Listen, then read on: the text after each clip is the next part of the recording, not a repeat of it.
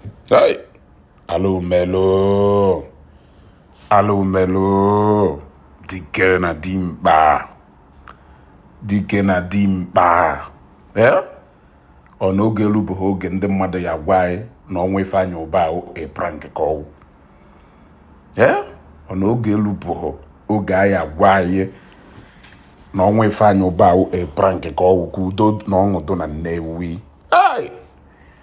Dike gbalụ mbọ ka dike gbalụ mbọ ka dike, a jolly good fellow, a jolly good fellow.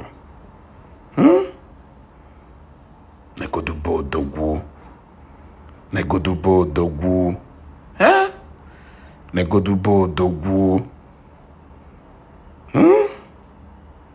Fe ka nwoke hapụrụ n'ụwa wee naba mmụọ. Kpọtenu m n'ụla, gwanụ m na ife awa asị. Obi agbawago m.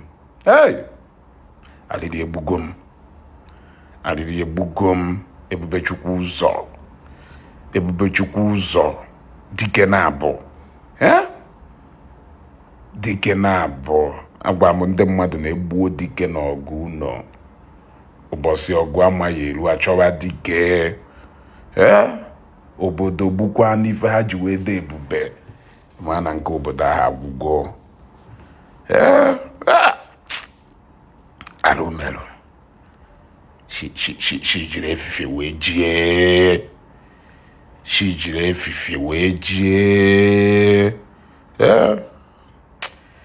Ekpere nna ekpedewe Chineke mee ka isi na paradise a jebe na paradise ọzọ.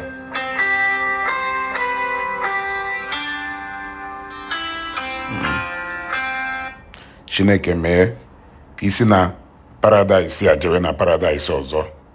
Because ọgwụ maka prepare onwewu paradise n'ụwa, ịkwadoro onwewu paradise n'ụwa, mana ife mgbakasị ahụ dị n'ụwa. Ekwughị ka enjoy ife niile alụọ nka. Ekpele mmụnwa wezugo na ekpele uwu na ị ga-esi na paradise a inwere n'ụwa jewe na paradise nke nọ n'eluigwe. Indeed, the world is vanity. Ka anyị wụrụkwakwa na nke a wee mụrụ ife. Nke a kụzikwakwa alụmife. Nke a nyekwakwala m opportunity mmeji wee chekwa echiche the next 10 years of my life from today. You need to think about the next 10 or 20 years of your life from today. Ọnwa Ifeanyi Uba kụziri m ife. Ọnwa Ubechukwu ụzọ kụziri m ife. Ezigbo mmadụ. You may not like him. Yes, he may not even be perfect. But the fact still remains that he's a good man. Ifeanyi Uba wee ezigbo mmadụ. Ana-edo Nnewi lụzuru ife. Ọ ya tekikwa Nnewi a long time iji wee nweta onye dọka Ifeanyi Uba. Ọ ya tekikwa Nnewi a long time iji wee nweta onye dọka Ebubechukwu ụzọ na Nnewi. Ọgbọgụ nwanne, ọgbọgụ onye ilo. Enyi ụmụ okorobịa, enyi ndị ogbenye. Nwoke ada akpa uke. Always together with the common man. Always together with the common man. Ịbịa be ye ndị mmadụ eju. Ije ebe Ifeanyi Uba ife na-emebe Ifeanyi Uba kịta iwe mmalụ na mmadụ pụrụ. Anya mmiri do a lot of people n'anya. So many families we go back to ebe ha nọ before. I just pray that now some of those families and we go somebody who those strong enough to take up the responsibility nwere ike before her now.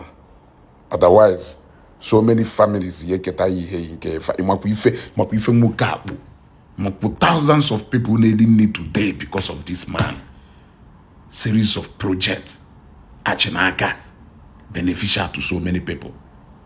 I pray that na nwunye Ifeanyi Uba ekwe ka legacy Ifeanyi Uba. God will raise somebody from Uba family. Ka mkpụrụ obi Ifeanyi Uba zuru ike na ndokwa Ebubechukwu ụzọ. Mercy Benago. adieu until mgbe emesịara mma eji anya mfu wee kwe kachifo nna m